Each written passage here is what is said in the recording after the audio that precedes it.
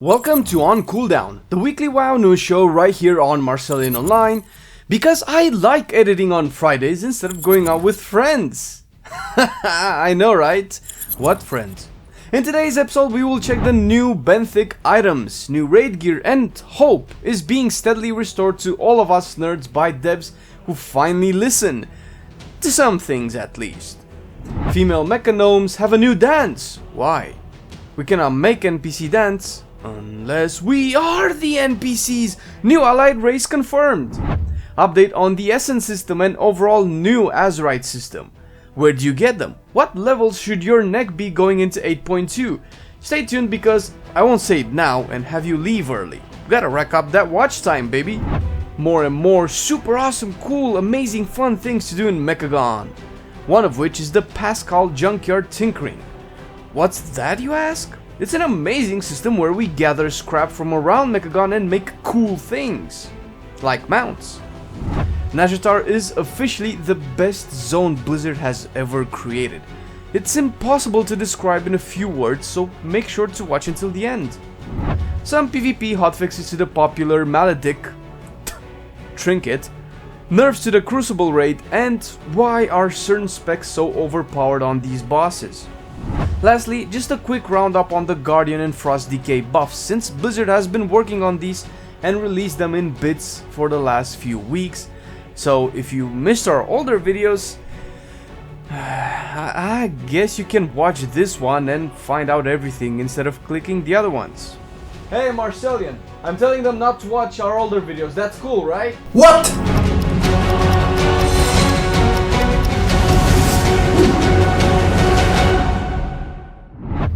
It's wonderful that it's Friday, and I hope you had a wonderful week, really. And if you haven't, well, I hope you have a wonderful weekend at least. And if you won't, Yo, what am I telling to these guys, man? Should I tell them about my last date? Why are you adding oil to the fire, man? What's wrong with you? Anyway, in the developer stream we had earlier this month, last month actually, it was revealed that we would have new itemization systems similar to the Isle of Thunder back in Mists of Pandaria. The system is the Benthic Gear system, and you might even find it familiar with the several systems we had in Legion. In Nazjatar we will farm a currency called Prismatic Mana Pearls, which we use to purchase the Benthic Gear tokens from our faction respective vendors. The difference, and one of the best features about this system, is that the items themselves come with predetermined secondary stats, thus eliminating the RNG factor of not knowing what you will be getting. This is fantastic news. I cannot stress enough how awesome having less RNG and more control over our loot is. This is a big step towards eliminating the casino mechanic for loot we have been having for a while now. Starting with Crucible and going forward into 8.2, we can clearly see a return of item effects that make the items actually cool and not just stat sticks. The tokens cost 5 mana pearls and start with 385 eye level, and you can upgrade them all the way to heroic quality gear. Although I'm not sure if the numbers will remain once we get 8.2 live, an elite world quest gave me 7 mana pearls. To buy a 385 item, you only have to spend 5. You can upgrade it to 400 eye level by purchasing a kit for 20 mana pearls and subsequently upgrading to 430 eye level, with each 5 level increments costing you 10 more mana pearls. That means that you will need 85 mana pearls in total for each item to bring it to its max eye level, and so far 85 seems something not very easily achievable. Of course, we don't have all the content enabled on the PTR to test other sources, and the drop rate for the Prismatic Mana Pearls can still change. What I am happy about is that we have more control and we need to put in effort to get good gear. Meaning again that the time and effort in the game will be rewarded and not subjected to RNG and Titan forging bullshit. Moving on to the items themselves, they will have unique effects. The effects can range from spell resistance to extra damage against certain mobs, which are considered combat effects. The extra mobs being world bosses or mini bosses that we will encounter in Nazjatar that are not easily killed as we have them now. There are exploration perks as well. For example, the cloak I got gives me access to Murloc's Trader special stocks, which I have no clue what that is, mainly because testing needs to be done and the data hasn't been mined yet, but it sounds awesome! I have, however, built a healthy dose of skepticism over the course of this expansion, but at the very least I am hopeful and excited. And I mention item effects going forward from Crucible into the next year. Crucible was just an appetizer it seems, because Azshara's Eternal Palace, the new raid, will continue adding cool item effects to its loot pool. We will still have the generic stat stick items, which is fine, and so far only the first 2 bosses have been released, with some guilds already clearing them as we speak. Also, some of the items still seem to have placeholders, so the loot table is clearly not finalized. But go Blizzard, more please! Moving on to a more speculative piece of news. Female mechagnomes have received a new dance. Why is this important? Well, you're probably seeing where this is going, so let's take it easy. There are toys that force people to dance, and I bet those work or could work on NPCs, as such them having a dance wouldn't be strange. But think about this, what if the dance is part of making the mechagnomes more complete of a race?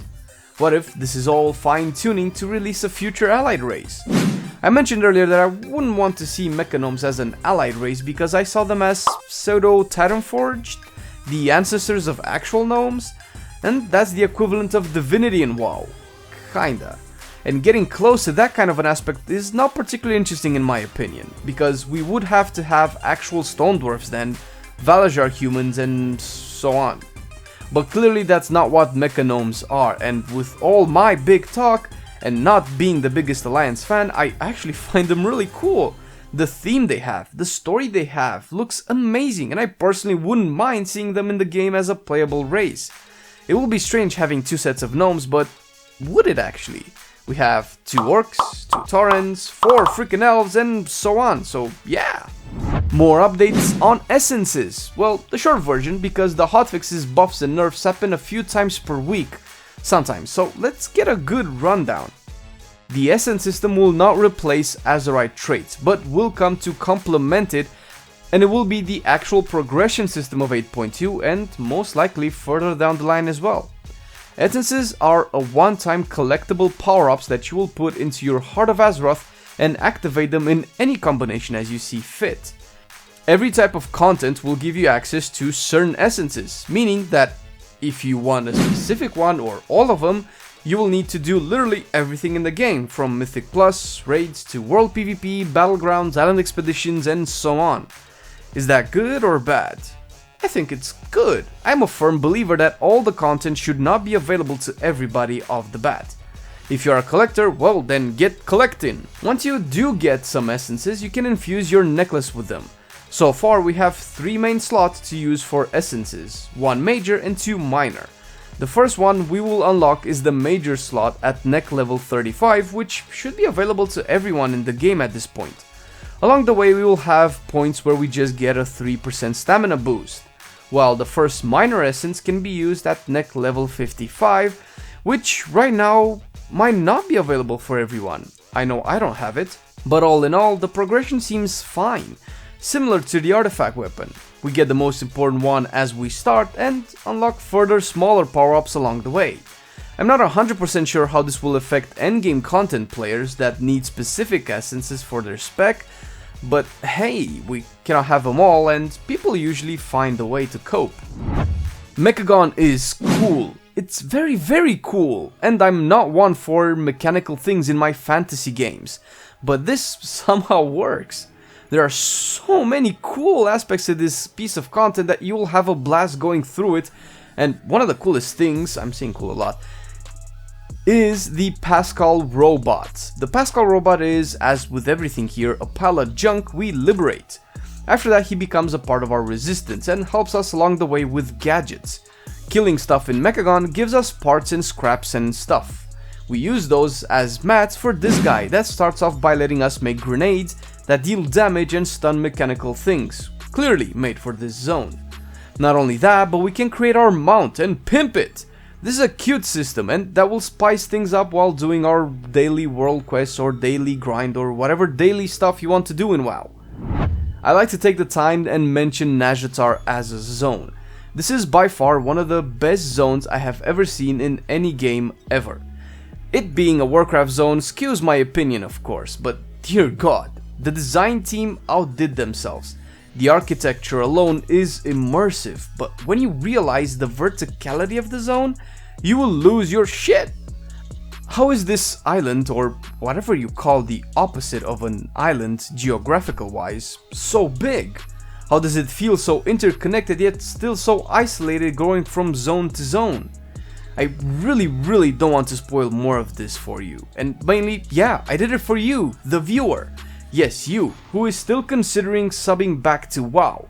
I'm not a shill, I'm a fanboy though, and I can say for sure, if you miss Nazjatar, you will regret it. Let's close the PTR talk with a quick rundown of Guardian Druid and Frost Decay. Last time I really played these specs seriously was in Legion, and I had strong reservations towards Guardian then. Frost was cool, no complaints there. The most common issues both of these specs seem to have now is in relation to their respective resource, which translates into bad and or boring gameplay. Frost Death Knight is plagued with a lot of downtime outside Breath of Sindragosa because this talent is the best on the row and also the only one getting addressed and buffed at the moment, which is weird. Guardian has an innate sluggish and mind-numbing playstyle of constantly spamming mangles and trash to consume the rage on Iron Furs and Frenzy regens. The changes made to Guardian are literally incentivizing you to spam more and consume even more. The specs are being buffed, of course, but the core issues they have is yet to be resolved.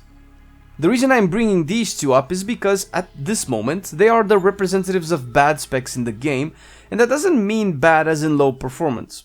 Although a bit, yeah. But specs with bad core designs because so much was taken from them with the artifact weapon, and there are other specs in this position that also need to be taken into consideration. And closing off, some hotfixes rolled out earlier this week. Elemental Shaman had some bugs in PvP with lava bursts not doing damage if the target went out of line of sight, while people still use the Maledict to counteract the amazing healing power healers have after the mana regen nerf, the mana cost nerf, and the rest of Druid being the only real viable healer. No, not salty, no, not going there. The Maledict trinket will get an additional visual aid to let players know they're about to get fucked. This is probably so dispelling them or preparing your life to flash before your eyes can happen sooner. Lastly, Crucible is getting some nerfs to the first boss in lower numbered raids. The health essentially is adjusted to reflect the proper scaling for smaller raids, while 30-man groups will feel no real difference. At the same time, Wowhead people made an article about what classes are performing amazing in this raid and why. I'm not going to go into those details because the point I want to get to is a more personal one that we, that is Marcelian and I, have direct contact with. The point is the meta. The reason Shadow Priest, Elemental Shaman and Affliction Warlocks are topping the meters is because of how the fights actually unfold, which is not a surprise. Raids should have fights catered towards certain specs. Battle for the Zara lore and Crucible now, however, seem to have more and more fights aimed at spread cleaving than anything else. And yes, these three specs, although not only these three, are very good with this type of mechanic. All three can build up resources they will end up dumping into a main target, such as the first boss of Crucible. Shadow Priests run with Twist of Fate because adds in both phases stay at 1% HP for a prolonged amount of time, essentially giving them execute phases way earlier and more consistent than other classes can take advantage of. Elementals can spread flame shocks and spam lava bursts procs left and right, and at this point I shouldn't be explaining multi-dotting for Affliction Warlocks. The point is, yes, these specs are strong, very strong actually, and when the encounters are also tailored towards them, you will see guilds like Method stacking them and only using one or two melee specs. This doesn't mean that these are the only viable specs. When this happens in a meta, it doesn't mean that if you play Fury Warrior or Red Paladin, your spec is broken. We have been getting comments and have discussions with people about what to play, and the general community perception is that if you're not playing the meta specs, and the three mentioned before are just set as an example, you're doing it wrong. Have fun, people. Stop creating stereotypes. This ends up hurting people who cannot find groups because they don't play the so-called meta specs. Just because a specific class is strong in the metagame doesn't mean it's the only one viable. If you want to stay up to date with WoW stuff, consider checking our other news show videos that we have every Friday up on our channel, somewhere there. Massive shout out to our patrons who we love and appreciate very much for their continuous support. And if you also want to be a part of our team, links down in the description. As well as an Amazon affiliate link. If you're gonna shop on Amazon, consider checking our nerdy Warcraft and desktop recommendation. You might find something that you like and it will really help us out. As always, thank you very much for watching the video and I'll see you next time.